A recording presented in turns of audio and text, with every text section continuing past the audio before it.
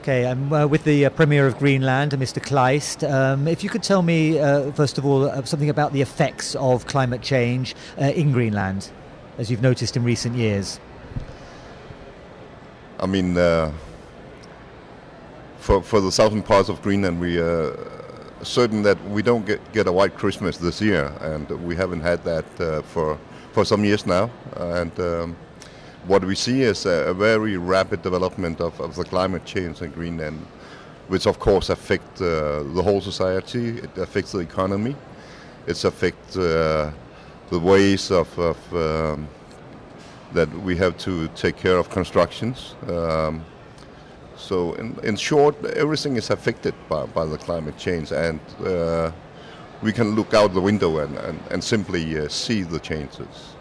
Which is not always the case in other countries. So perhaps in some developed countries the effects are not quite as apparent, quite as obvious. They are in Greenland. I mean, is that message, does that have any kind of resonance? Are people listening to what you have to say? I think what happened over the last 5 years or so is that the Arctic area in general and specifically Greenland has become a showcase of the climate change. Almost every political leader of the world have been to Greenland to look at the glaciers, to see the ice melting. So it's quite obvious for the people of Greenland that there's no doubt that the climate is changing, and I think now today we are sort of we have passed the that kind of debate worldwide. People asking is the climate actually changing? And yes, it is, and it's with a very high speed. And if it continues at that kind of high speed, what are the likely effects going to be?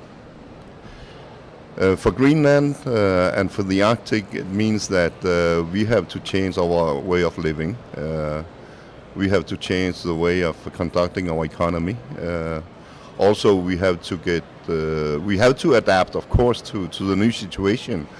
And at the same time, we have to raise our voices to the rest of the world that this is very serious. And speaking on behalf of small peoples like the Greenland people, we need to drag attention to that action is needed, though